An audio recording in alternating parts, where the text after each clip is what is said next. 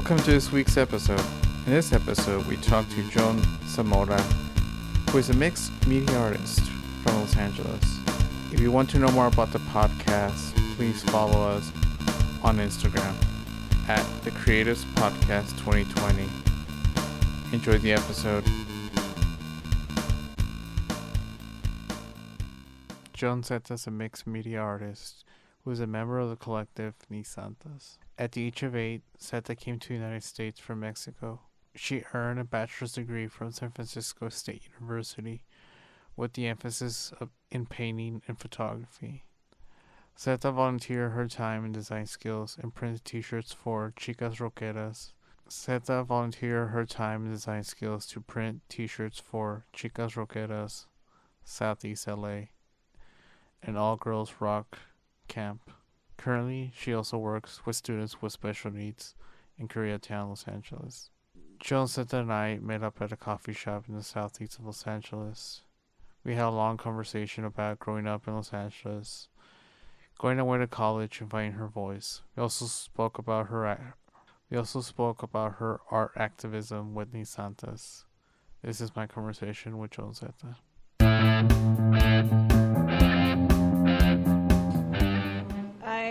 I was born in Mexico, and I moved here when I was 8. And then I've lived everywhere in the LA County.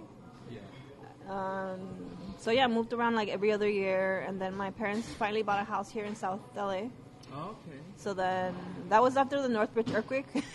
So then they just got tired of like renting, and they just decided to live over here because it was the cheapest. Yeah. And so I've been living here ever since. Wow, actually I was born in Mexico too. Oh, really? Yeah, which part of Mexico you were born? Jalisco. I'm Durango. Durango? So we're neighbors. Oh, okay. I'm like, don't ask me about geography. No, we're neighbors. Okay. Yeah. Okay. Yeah, that's cool. That's interesting, yeah. So you've been there for a while then. Yeah. Oh, wow. What year did you migrated? 1991. Oh, 91. So you were here, like, do you remember the riots? Yeah. We actually live in the valley by the airport, and they didn't have cable. Because if you live by the airport, you need cable. Oh, really? I didn't know that. Yeah, because the signal interferes with the TV. Well, back in the day. Now I don't even know what they do because of HD. Interesting. So then they decided to drive to downtown without knowing. And then they realized like there was all these riots going on, and the good thing is that they came by themselves to go shopping. Oh, and to they left us. And they left us home alone. Oh my god! And then they came back, and they're like, "Oh, we gotta go get the TV. Like, we gotta go pay for the cable." Because it was like, they realized like they cannot be disconnected from like the news. Oh my god! Funny story about my dad was dropped off El Compadre. He lived on Normandy. Oh, okay. Yeah. So he was like, he literally drove into the riot. That's crazy. And he was like, what's going on? So he just sped off. So he was right behind the guy that got beat up. Oh. So he saw some action. That's crazy. Yeah. I can't even imagine seeing that. And then like, when I was a kid, we would, go to the, the compadre's house. Yeah. And we will see stuff. Like, they'll cover my eyes. Don't look. That's funny. Yeah. Oh, yeah. Wow. So. Yeah.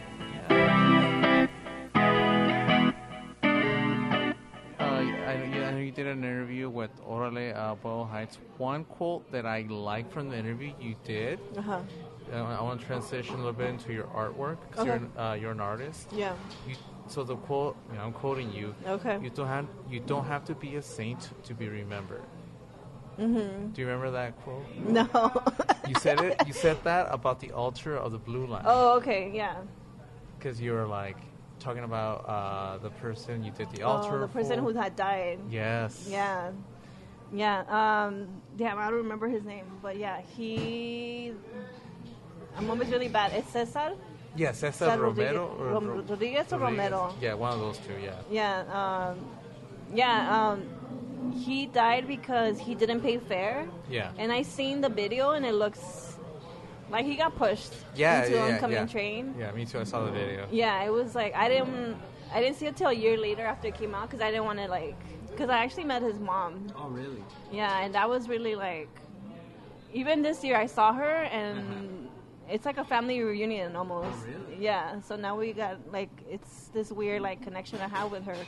But I was just doing. Even she said it like her son wasn't like the greatest kid ever, but no one deserves to be like killed or. Yeah. So yeah, no, you don't have to be a saint to be remembered. Yeah, you should put that on your resume. Thank you. I will.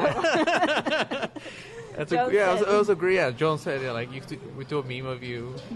Yeah, it was a good saying because you don't have to be a saint to be remembered. Yeah, that's a really Well, it's a whole Catholic thing. I grew up with. Everybody just grows up with like the saints, and then who gets to be remembered? Like, you only do good. Only the people who do good stuff. But in reality, like, no.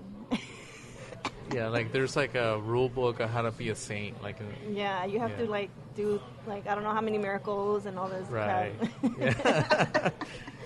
So how long you been doing altars? Altars? Yeah. Since I was with the Ovarian Cycles. Oh, that's right. That's where it started. I started just helping out, and then no. It started in my like senior year in college. Yeah. That was part of my. Not my thesis or whatever. It was like part of one of my finals. Oh, senior projects? It was my senior project, and then the altar sucked. It was a horrible altar, but I learned a lot from it, and I've been doing them ever since. Yeah. So then I got... Yeah, how'd you get hooked up with the Ovarian Cycles? Well, I went to school in San Francisco, and it's a big bike community. Oh, SF State? SF State, yeah, I went to San Francisco State.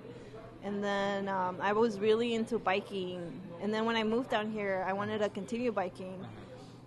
And then I tried like different other groups, but I couldn't find like people who were like similar to me, similar age. And then just finding them was really good because we were like all women. And so that's how it just came about.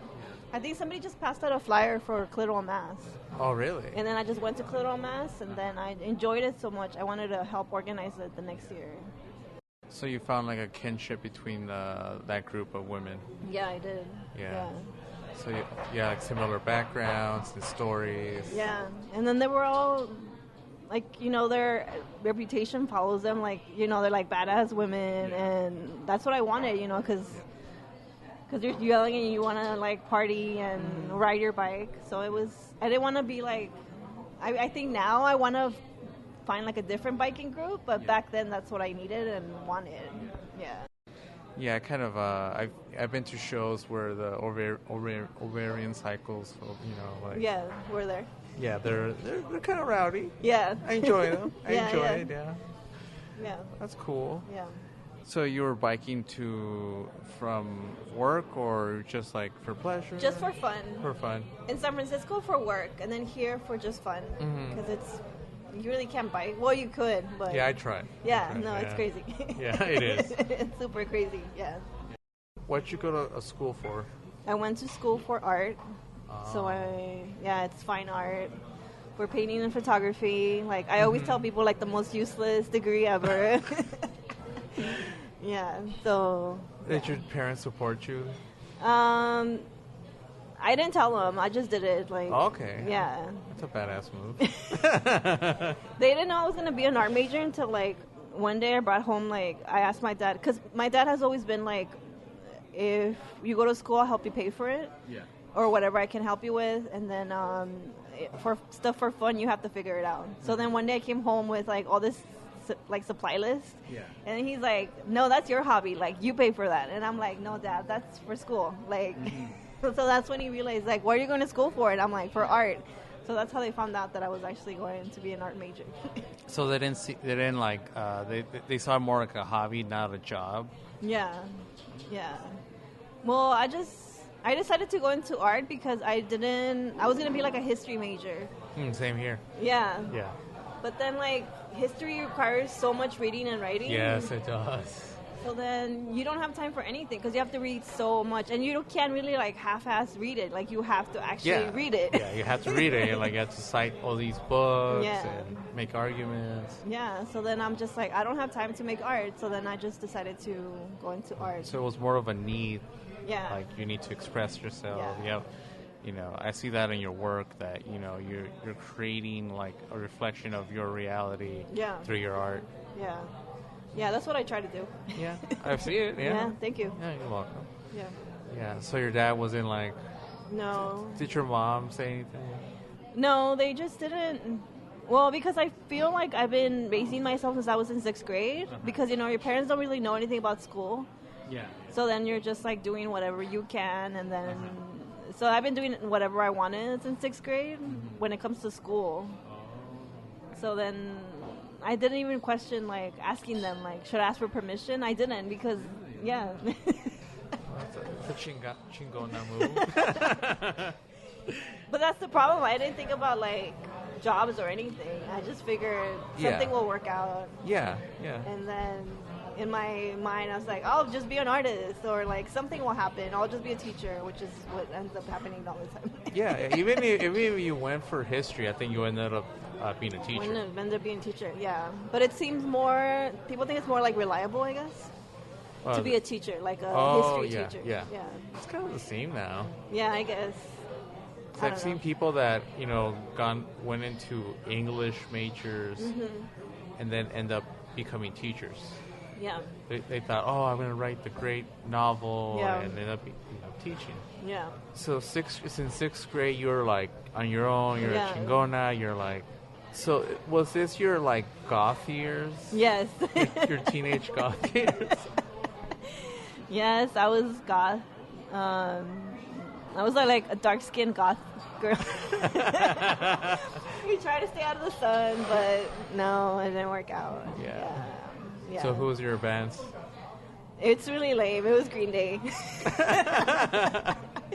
We thought we were like cool when Marilyn Manson. Oh, that's cool. Garbage. We thought we were like badasses, but it was just like regular music from the radio. Well, it sounds like you were badasses. Did you have your little group of friends to hang out? I did, yeah. We were all. Oh my god. Yeah. I think HP was known for like having a bunch of weirdos. Yes. Still is. Really? Yeah, I think it still is. So yeah, everybody's like, oh, you know HP, how they are. And I'm like, what? I think all of Belgrave, I don't know if you know the school. All of Belgrave is where all the weirdos hang out. Oh, yeah. Kind of, yeah. That's funny. Yeah. So you went to shows and all that, like backyard shows? Yeah, I went to shows. Oh, wow. Yeah. So what was your first show? My first show. I don't even remember. It was like somewhere over here on Gage. Oh. It was totally a backyard gig. Uh-huh. Yeah. But I didn't start going out till I was like 18, till I went to college. Oh, really? Yeah, because even though my parents let me do whatever I wanted, they didn't let me go out. Oh, same here. Yeah. Yeah. So then, like, it's really weird that you're in charge of your life, like, because you're taking all these major decisions, like what school to go to, your major, you're signing, like, financial papers, like your FAFSA, and yet you're not even allowed to go out. Like, to me, that was, like... So when I went to college, that's when I went, like, crazy, and so I used to live in the dorms and all that. Cool. So you did a dorm life and all that. Yeah, I did. Okay. Yeah, I couldn't wait to get out of here, like, yeah. Good reason. Yeah, I mean, like...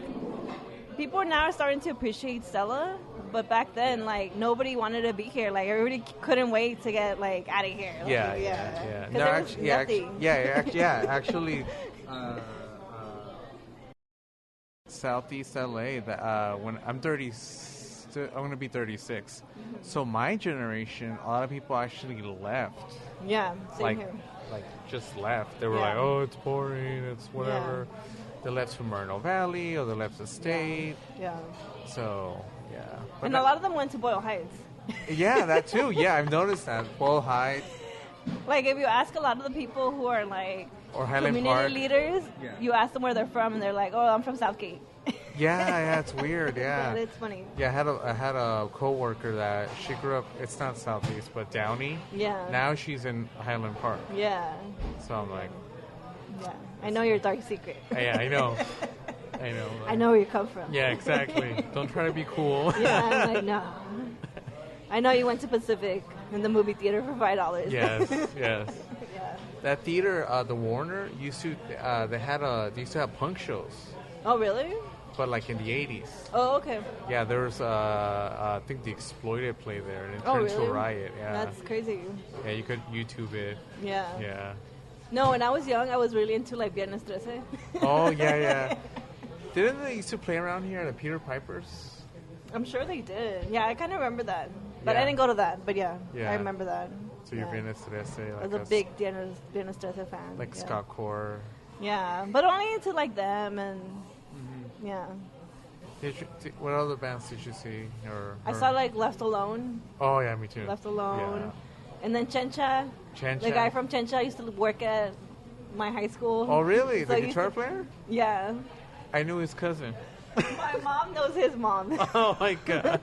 We used to work together. Oh. She's like, "Ay, está tu amigo." She's like, and I'm like, "He's not my friend." Just because he had like the band shirts, right? Yeah, he used to dress all cool too, and he worked there too. Oh really? Yeah. Cool. So it's funny. Oh wow. Was he like the? He was a TA. Oh, TA. Yeah. Oh yeah, that's when they still had TAs. Yeah, I guess. Because I had a TA too, that she was like this punk TA. Oh, okay. Yeah, and she'd be like, she wore the Ramon shirts. Yeah. And then she'll be like, you know, call out little kids like, I saw Nirvana when they were still around. And the Ramones. Yeah. And they'll be like, Miss, you're old. Yeah. Yeah. So what kind of mediums do you work in, like in your art? It's usually mixed media. Mm-hmm. So I try to mix everything from charcoal to like found objects. Wow. So what's your like I guess the first piece that you decided to mix media? It was actually in college too. Oh really? Yeah. They taught us how to do like photocopy transfers, which is yeah. So it's really easy technique.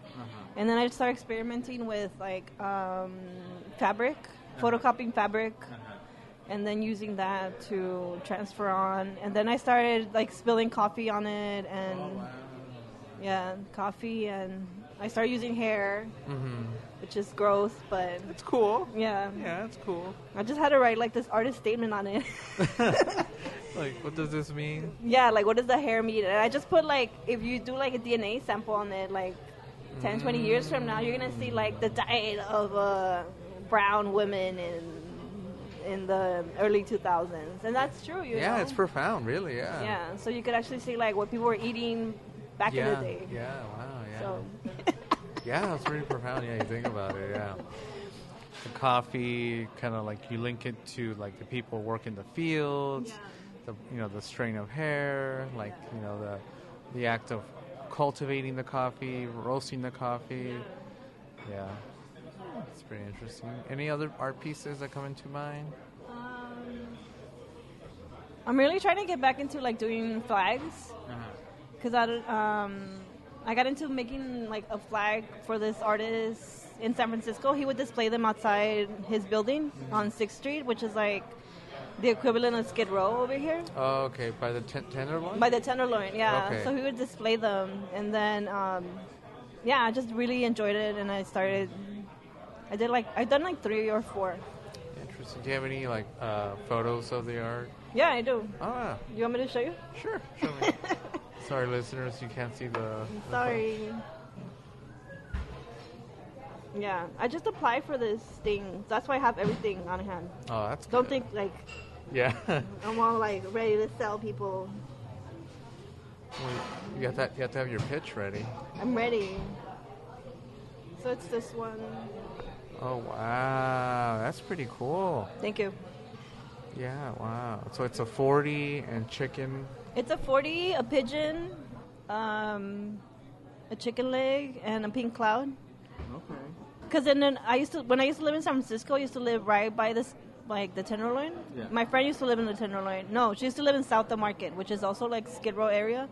And I used to live like Tender Knob, which is Tenderloin, Knob Hill. Yeah. But I used to like go down the hill to go visit her, and we used to like talk about how you could see the chicken bones home, like follow the chicken bones home. That's where the chickens come from, like, because you always, like, if you go to the liquor store, Yeah. you would see like they sell like chicken wings and eggs, True. like something that's really easy to digest. Yeah. Because they're so fucked up, like they can't digest, which is sad. But yeah, and then the pigeons, because there's so many pigeons. and the 40s because everybody drinks the 40. Everybody drinks the 40. They're cheap. And then the cloud is supposed. I don't know if you heard of pink clouds in addiction. They mean like when you're like getting sober and. Oh yeah. When you're like in your pink cloud, like you see everything rosy, and so it's like kind of like addiction, and like there's still hope that people are gonna get better. Oh okay. Yeah. Yeah. Well, yeah. Wow, it's pretty like profound. No, thank you. Yeah, it's like, yeah, like you know, my family there's problems with addiction. So very common in the Southeast LA. Everybody. Everybody. 1 out of 4 people. Yeah, 1 out of 4 people. Yeah. Yeah. Exactly. Yeah. Wow. So that's what you're trying to get back into. Yeah, making more flags. Was that silkscreen or? No, it's fabric. Oh, fabric. It's all fabric. It's like 3x4 or 3x5 feet tall. So it's pretty big. It's all fabric. Like the lines, That's the black even more lines. Impressive. Yeah, all the black lines are fabric. Everything's fabric. Oh, so the shiny part is It's just shiny fabric. Oh, shiny fabric. Yeah. Oh, wow. It's like the quinceañera dress fabric. Oh, that's right. Yeah, like all that fabric. And it's double-sided. Oh. So, yeah. Wow, that's impressive. Thank you. Yeah. So what kind of other work you're working on other than the flags? Well, I'm working with Nisantas. Okay. Could you talk more about that? Like, Yeah. when did you guys started? Your ladies started, should I say? Yeah, we started in 2016, in the summer of 2016. It was like Andy and a friend started making art, and then they posted online that they were making art, and they got such a feedback that they decided to actually make a collective. And that's how it all started. And then everybody started joining, and that summer was like really crazy because we were making art like twice a week. Oh, really? We were getting together, and it was really fun. Like, yeah. And now it's like at one point there was like 13 people in the collective, and now there's like 3 people.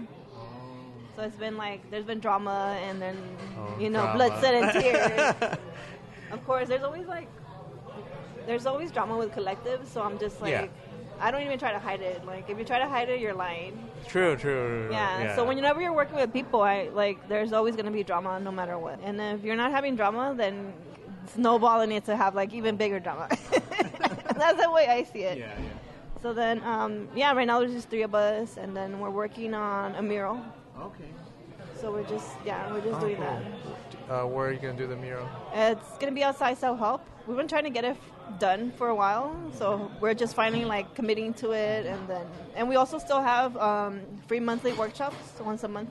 Oh wow, self-help? Yeah, it's self-help. Oh wow. Yeah, cool. and the next one's gonna be in February, and then March, and then I'm in charge of April. Yeah. Okay, cool. Wow. So what kind of workshops are you We running? do Silkscreen, and the next one, I don't remember what it's gonna be about. So talk about silkscreening, because I feel like that is like an art in itself. Yeah. And it's super underappreciated. No, it totally is, because everybody wants it. Like, everybody wants a shirt. Everybody wants to get, like, their logo out there, but then nobody wants to pay for it. Exactly. Like, they want the poster. They want it all fancy. Yeah. And then, like, it's very labor intensive. Mm-hmm. If you go, like, to the callejones, you could see all the, like, sweatshops. Yeah. You could see all the people working on silkscreening. And, yeah, it's totally an art on its own. Mm-hmm. Yeah. One of our collective members is actually learning to be a master printer right now. Oh, wow. Yeah. So we're, like, it's very... Oh, that's good, yeah. Because, if you go to the stores, like, a lot of those T-shirts are just mass-produced. Yeah. By a machine. Yeah. But your work is more, like you say, labor-intensive. Yeah. You actually do the squeegee. I do. I try to make all my shirts like actual posters or like art pieces. Yeah. So almost like every shirt I've done is my own design. And for a while I was using glitter. Oh, wow. Yeah. Cool. But it's like really hard to clean. Oh, really? Yes, it's like a bitch. I haven't even cleaned the screen because it's so... glittery. Oh, my God. Like, it's... Yeah. Yeah. I don't even know how I'm going to clean that screen, but yeah. God. Yeah, when I used to be a preschool teacher, the glitter will get on me or something like that. So then I'll go home, take a shower, and come next day, and my coworkers are like, teacher, like, what's wrong? Do you wear makeup? The glitter. Like, no, you have glitter, teacher. And they're like, it's okay, teacher. It's okay. I'm like, no, it's the kids. No, yeah. On the mural, I want to put glitter on it, so I don't know how that's going to work out. Yeah. Because it's going to be, like, outside. So I'm a little nervous about that. Okay. But we'll see. Yeah. So what's the theme of the mural? The theme, it's based on the East LA Chicano moratorium. Oh, wow. Yeah. There's this really famous photo that it says, we will not be intimidated. Mm-hmm. So we're going to use that quote, we will not be intimidated, and then put, like, stuff that's related to nature. Mm-hmm. But that's kind of like, I don't know. It's just, like, also saying to, like, everyone around that area that we will not be intimidated because of the whole, like, gentrification and anti-gentrification groups. Yeah. Because I feel we've been attacked by both. Oh, really? Yeah, because, like, as artists, you are seen as a gentrifier. Mm-hmm, true. And at the same time, you're like, I'm a person of color. Like, am I not supposed to be an artist? Am I supposed to, like, do what, not? It's like your community kind of, like, backs you and attacks you at the same time. Yeah. So we're trying to use that quote. Well, to me, that's what it means. I don't know about... I'm sure it means different things to the other two women in the collective, but to me, that's what it means. Like, we will not be intimidated into, like, not doing what we love, and it's hard, Yeah. Because either like you're trying to help, the community through the art, but then some people are like, they're gentrifiers and stuff like that. Yeah. I can see that. Yeah, it's been a lot of that. Luckily, I haven't gotten any of it yet. Yeah. I'm always waiting for the day. I'm like, when you're called out. Yeah, I'm called out. I'm just waiting for the day they'll be like, it's a gentrifier. Gentrifier. Don't worry, your day will come. Yeah, your day will come. Yeah, well, yeah. Your day will come. Yeah. Oh my God. So, any plans for future plans, like for art or any projects you're working on that you want to talk about? No, just like we were talking earlier. I'm just like dealing with depression right now. Yeah. So it's really I'm just like pushing myself to like make things. But it's just like, I feel like it's like an out-of-body experience where you have to like push yourself to do things. Yeah. And I don't know. Yes. It's one thing that, within our community, we don't talk about. Yeah. Yeah, like mental health. Yeah. Which we need to talk about more. Yeah, we definitely do. Yeah, like, brown people get depressed too. Yeah. No, I read an article that you don't see it as much in like with people of color because if you like stay home and get depressed and then you lose your house. True, yeah. So you a lot of times have to like continue working and you're still depressed. Yeah. You still have the same symptoms as someone who's white, but you can't just like die. You can't just like drop everything and be depressed. You have to continue working. Yeah, it's like you're so depressed, but you have to go to work. You have to go to work and take care of like your family. Yeah. I had a friend actually. She was like super depressed. She calls her mom and be like, "Oh ma, I'm depressed," and she's like, "Of what?" Yeah. And she's like, "When I was your age, I had your sister and you." And your dad will come home, and then she couldn't find an ally in her mom. Yeah. So she felt isolated. Yeah. No, even with my mom, she suffers with panic attacks, and she really? still doesn't get it. I think my mom too. She's like, she just gets so depressed, and I'm like, Mom, like, God missing. She's like, no, it's like I don't know. Yeah. Yeah. I don't know, but Well, every year is the whole altar thing, so you have to continue doing the altar, which is already, But right now I'm just actually trying to get my credentials. Oh, for teaching? For teaching. Oh, cool. So I have to study for the test soon, the CSAT. Yeah, CSAT. Yeah, CSAT. Yeah. All right. So that's it. I'm continuing doing the flag. I have to do the flag. Yeah. And then I'm in charge of that workshop in April. Okay. I want to do it on selfies. All right. Oh, that'd be good. I want to do this whole thing on like studying like the history of selfies, and then seeing like if we could get women to take selfies, and then how we could make it more, not respectable, but people take it more serious. Because I feel like it's a whole art form all on its own. It is. It's like a self-portrait. Yeah. You know, it's hard to take a selfie. Yeah. It's hard to take a self-portrait. So Yeah, it goes back to the idea of like who's taking the art, who's making the art. Yeah. So yeah. So yeah. Yeah. It should be like respected. You should. Yeah. It should. Yeah. Yeah. Do you have any other thing you want to add? Well, I've been making them for every year now for 3 to 4 years. And what else? And I've been basing them on issues that happen around Southeast LA. Yeah. Which has been the Blue Line. And oh my God! And then this last year, I did it on the Florence Library. That's another thing I want to talk to you about. It was a whole mess this year with the altar because my altar had a picture of. Okay, so my altar was based on Coco, the movie. Okay. So then we did it on the library and the death of the library. So the thing that had died was the library. Yeah. And you know, in Coco, the bad guy is Ernesto de la Cruz. Okay, I'm a bad Mexican. I haven't seen it. You haven't seen it? Okay, so the bad guy is Ernesto de la Cruz, and he in the movie, I'm probably going to spoil the movie for you. Spoil it. In the movie, he steals the song. Yeah. So I made it so that the bad guy was Biggie Mark Riley Thomas, who killed the library. True. So then he stole the library. Yeah. So then I decided to put him in like a Charo outfit, and I guess he didn't like that. It was this really big piece of him, like with this picture. So there'd be no mistake that it was about Mark Riley Thomas, and he took it down. So every day I had to go work on it because he would bring down the sign. Oh, really? Yes. So it was like one day the sign was up, and he took it down like with his image. Yeah. And there was like this whole big thing with the park, and it was oh my God, yeah, like So it was drama. it was a lot of drama.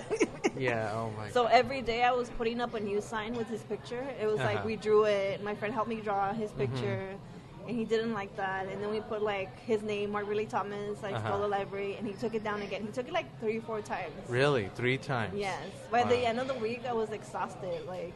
Wow. Yeah, and I had to like throw in the towel because there was like other Day of the Dead stuff happening. Like I had to create merch for the sale, and then I realized like he was just like sucking up all my energy. So I had to like just give up and be like, because I wanted to continue. Yeah, yeah. But I just had to like just do like actually self-care because I was so exhausted, and just make my merch and then.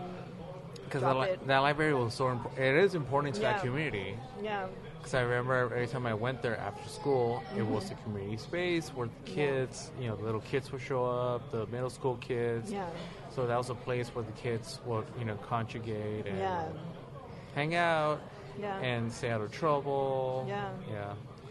Yeah. I mean, like, and right now, I don't know if you heard, they took away the pool too. No. I didn't know that. Yeah, so the pool's closed right now because something's wrong with the roof. Yeah. So then it's like now, because there's so little resources in South LA and Southeast LA. Yeah. No, actually South LA, because Southeast is like, each community has its own like thing, like Huntington Park. But like South LA is like an orphan in a way. It is, yeah. Because we're under like sheriff rule, we're unincorporated, we have nothing. Yeah. And the fact that they're taking away like the library and the pool. Yeah, the pool. Like, there's nothing. Now there's nothing, yeah. Literally. I mean, we have the blue line, but... Yeah, and it works half the time. Yeah, because of all the people who jump in front of it. Oh, my God, that's right. Because they're so depressed because they don't have anything. Stop taking their little crumbs. Exactly. So, yeah. Yeah. So, yeah. I'm still working with the group who's trying to get the library back. Yeah. But there's still drama. I mean, Mark Riley Thomas is now running for city council. So then he promised he's going to make the library in November. But I doubt it. He's not going to be in power anymore, so it's not going to be his problem. Yeah, so. exactly. But I don't know. But it was really good seeing him be so embarrassed in front of his peers. Yeah. So so that was like a good pressure on him. And then, I don't know, hopefully we'll get the library back. Hopefully, Yeah. Oh wow, yeah. I remember that whole drama. I used to pass through that on the bus, and I didn't see you there, but I saw the people picketing with the in yellow, right, t-shirts. Was it yellow t-shirts? It was like red t-shirts. Yeah. You know, and I saw the videos that you posted on the social medias. Yeah. Yeah. If people are listening, just check out Ni Santas, and then we have monthly workshops for women. Okay. So yeah, just check them out. Yeah. Could you give me all your social media accounts? Sure. Mine is at Joan_Zeta. Mm-hmm. And then Ni Santas is at Ni_Santas. Okay. Yeah. All right, And then we have our own website, nisantas.org. Okay. So if you have any questions, you could just send us an email.